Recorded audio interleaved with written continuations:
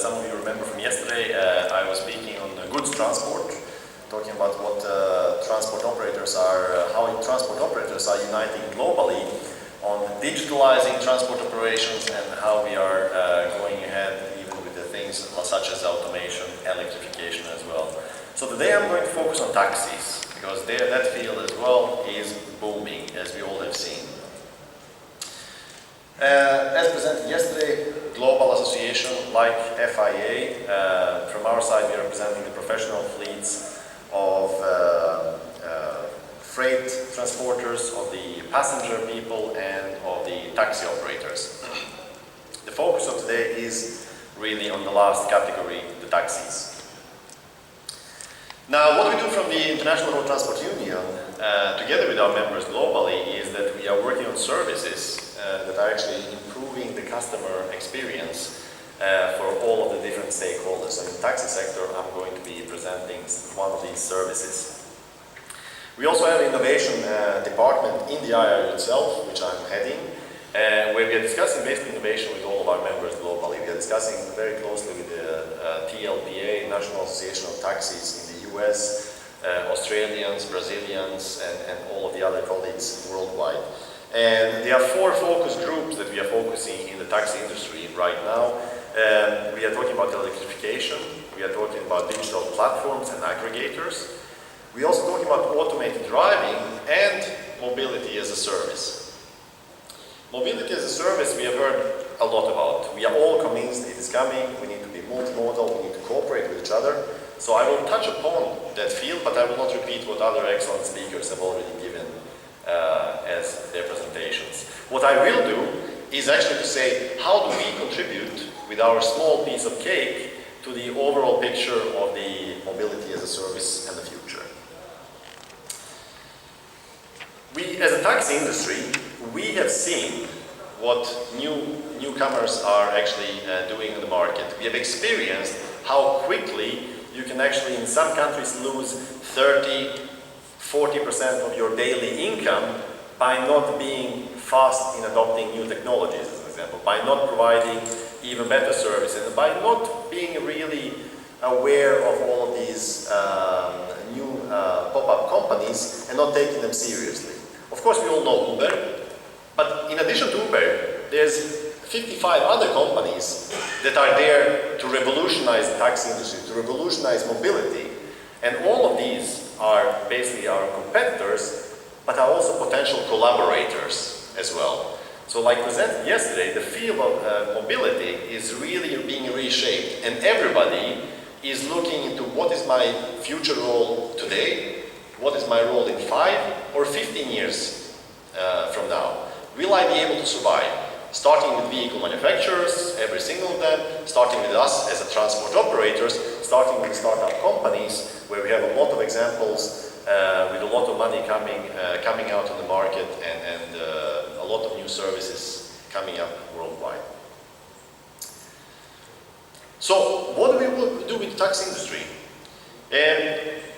Basically, if you look at Uber, right now we all hear very much about it, and Uber is having approximately, according to my latest figures, approximately 260,000 vehicles on the roads globally, which is a huge growth, considering that it's such a young company. At the same time, according to our estimations, there's approximately 4.8 to 5 million legal taxis worldwide. Now, these legal taxis are seeing what's happening on the market. They are ready to become even more innovative. They are ready to become even more adapted to the future needs of the customers. And this is where we come together with them, and are basically saying, well, let us support you in connecting to each other. Let us support you in providing better service offering to your members. This is also why we created so-called Global Taxi Network, Automotive, a spin-off brand from the IRU, where we today are working on connecting approximately 12% of the global taxi legal fleet. We have approximately 500,000 taxis that are being connected or are waiting in the line, in the queue, to be connected. Now, these are the front runners. But of course, behind them, there's a huge amount of other taxi operators that are more or less approaching us every day. And this is also for the taxi Dubai. We would very much welcome collaboration with you in the future as well. Now, all of this is about equality. We can cry as much as we want that new pop-up companies are not following the rules, that especially in Europe and US, they are creating business advantages for themselves by stating we are not a taxi company, we don't have to pay the taxes, we don't have to have the licensed drivers because we are a technology company. Yes, that is the truth. They are having an advantage on that part. But we also, as a taxi industry, have to be honest to ourselves and say, well, look, their service in some cases is much better than what we can offer today. That's why we need to step up and really take up this challenge in a positive way. Not to say that this is a competition that we don't like, but to say, okay, well, we're going to take it as a healthy challenge and we're going to try to become even better ourselves. So the platform that we are developing right now is focusing on dispatching. It's focusing also on ensuring safety, because that is one of the key elements of the taxi operations today. Service quality, it has to be improved, and it is improving amongst the front runners and the leaders in the taxi industry. We want to offer more transparency between the fares and payment models. Absolutely, we don't want to see any discrimination, accountability, and that all the taxi companies in the taxi network are actually following the rules in the different countries. Ultimately, it comes to one thing. Every time when I travel around the world, to every new location, there's a lot of taxi companies already, and each of these companies has their own taxi app. Now that's very good. Uber, you have one app and you can access it in approximately 200 cities right now. What is happening in the taxi industry is that they are saying, well, basically, if you go to taxi in Brussels, you can download the Taxi Brussels app. If you go to Dubai, you download the Dubai taxi app. If you go to New York, you download New York app. LA, another app. In each of these apps, you need to put in your credit cards details, your email, etc. All of the processes again. And this is not really convenient for any of the users. So what we are doing now is that we are connecting all of these taxis in one roaming network. So basically, when you together in the future with your Dubai taxi app, when you go to Brussels or New York or Sydney, you will in the future also be able to pay or to book the taxi with your Dubai taxi app in Sydney. You will be able to pay for the taxi app through the credit card details that you have provided already in the app. So you will not have to repeat the same thing again. Now, of course, taxis are only one part of the mobility as a service. And we see that we are also one of the elements of mass in the future. Why? Well, basically because we have seen that vehicle manufacturers, automotive clubs, public authorities, everybody is looking into developing mobility as a service. So there will be plenty of mobilities as a services. Now, what is very important is that not everybody will have possibility or will have willingness to go to Taxi Dubai and Qatar and New York and to try to connect to all of these one-to-one, because this is what is happening on the market today. Our role as a, let's say, representative of the taxi industry is to basically say to all of the mobility as a service providers, we are going to provide you with a standard interface where you can connect to global taxi fleets. So empowering each of the taxi companies themselves to get better access to more customers, and empowering customers to have much better user experience when they're traveling to new locations.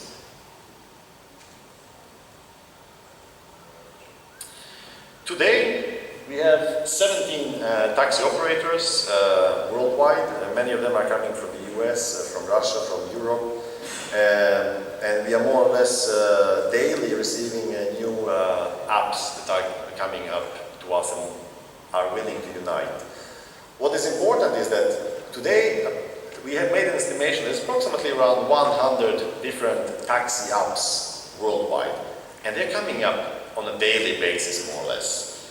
If you go to Muscat, or if you go to any bigger city in Africa, as an example, Most of them are developing their own taxi apps. Of course, the standard of the taxi apps is very much different, and they are not connected, they're connected only to their local taxi operators. So the power of the taxi industry, of those that are willing to connect, is quite tremendous. Innovation is already there, but we need to have more connectivity.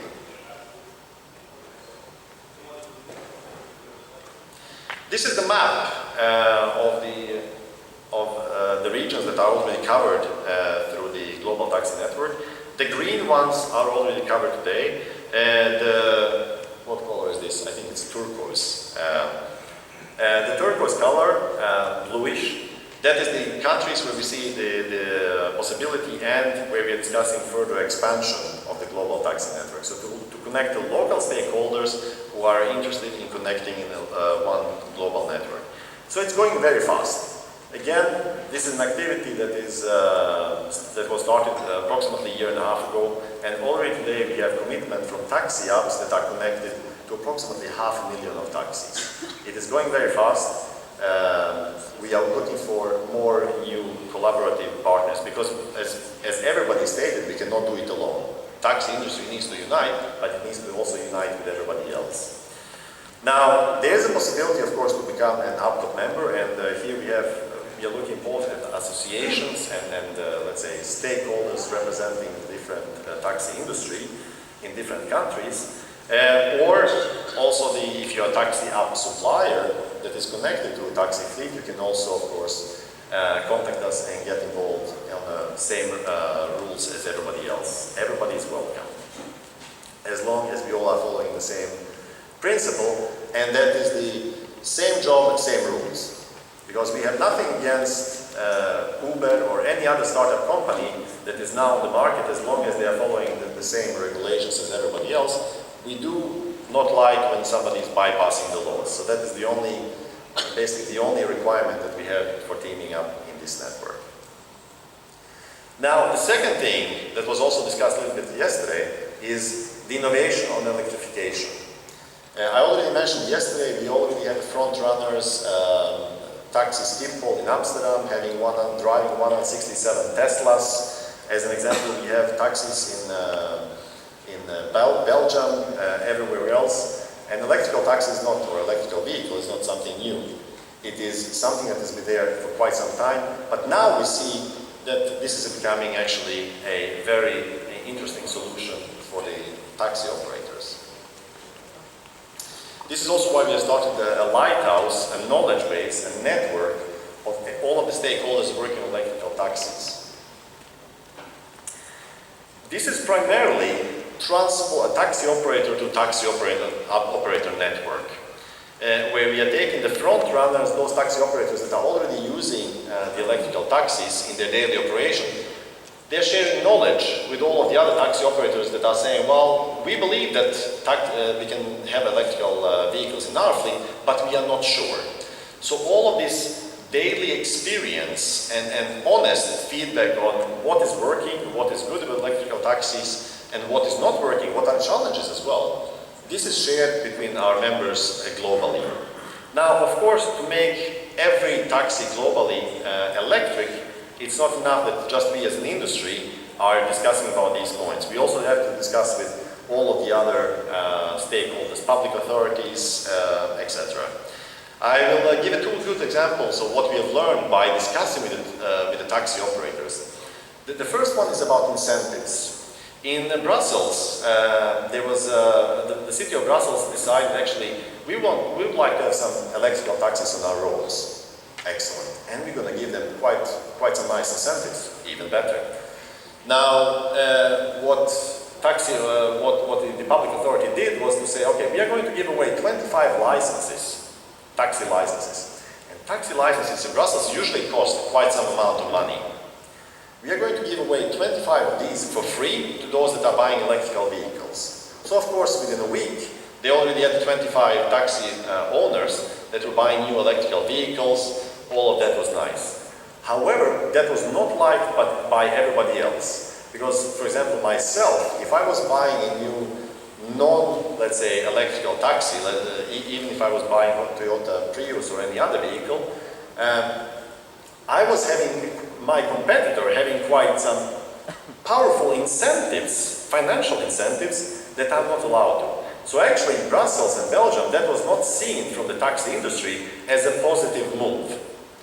Even though the city of Brussels had the best intentions, they gave away, I would say, quite some income to taxi operators. This was not appreciated by the vast majority of taxi operators. So this is why it is important when we discuss the incentives, which are absolutely welcome and needed, that we actually discuss them between the taxi industry, between the public authorities and other stakeholders. What are right incentives? For example, one incentive could be put the charging locations at the taxi stands, as an example. So while the taxi is waiting, he can recharge, as an example. From the taxi industry, another thing that is interesting is that we hear a lot about total cost of ownership, that it needs to pay off to run an electrical taxi in the same way as it pays off to run a diesel taxi today.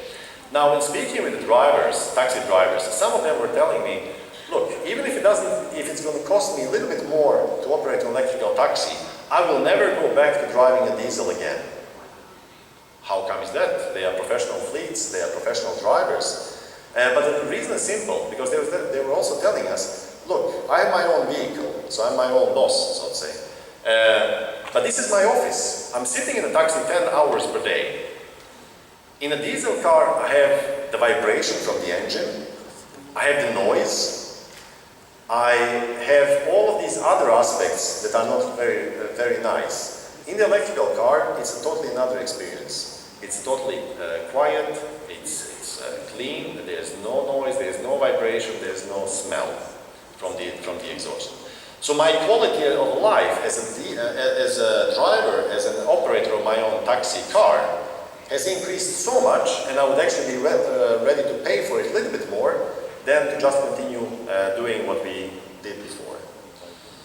Last thing about incentives as well.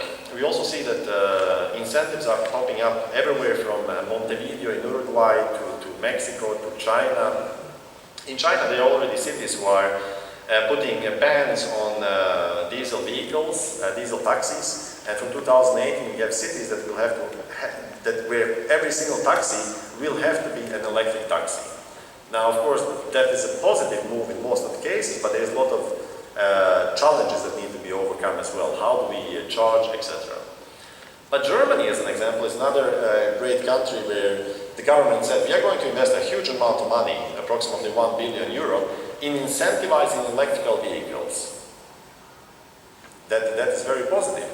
But if we are serious about environmental impact behind that, and not just supporting the industry of that country, then incentives should be even higher for the professional fleets, because if you compare a taxi compared to my personal car, I'm going to work and back, and that's it for today. A taxi is driving 3 to 4 times on average more per day than any private drivers is driving on average. So if you're serious about environmental impact and reducing the CO2 emissions, we should actually consider higher incentives for taxis or buses or coaches or electric trucks in the future than incentivizing private drivers. Of course, we should incentivize everybody, but let's look at the scales. So all of these are just some examples that we are collecting from the field, from our taxi operators, and are then discussing how can we bring this knowledge to other taxi operators globally, how can we bring this knowledge to all of the other regions, other stakeholders and actors. Finally, we're also working on looking at what is the future beyond the electrification, because electrification is here today. We are looking beyond what is happening beyond sharing economy and digitalization, because it's already here today. What's coming next? I mentioned yesterday that we are already looking into automation.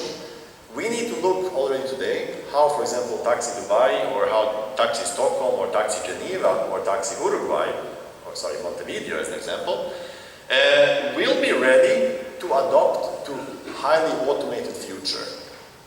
It is very important for all of these stakeholders now to team up with vehicle manufacturers, to team up with other stakeholders and to say, look, we are not going to follow the same evolution as the horse and carriers did in 20s, 30s. We are going to be proactive, and the front runners are going to start testing these technologies on the roads already today. This is also why we have now launched an activity on defining what is the taxi of the future. This is a consultation with the stakeholders globally, within our industry, looking ourselves in the mirror and saying, where can we improve today? Where do we need to evolve in the future? So that still, even in the future, we are part of the mobility as a service, we are part of a fully connected, electrified, and fully automated world. So with that, I would like to conclude that, like every speaker today and yesterday has mentioned, like I mentioned yesterday, collaboration is the way towards the future, and the only way for all of us to evolve is by working together. These are the contacts for the UpTop, for the IIU itself. You can always contact me. Thank you for your time, and I look forward to discussing how we can also bring the Taxi Dubai and all of the other Dubai stakeholders around the table with the other global stakeholders on this topic. Thank you.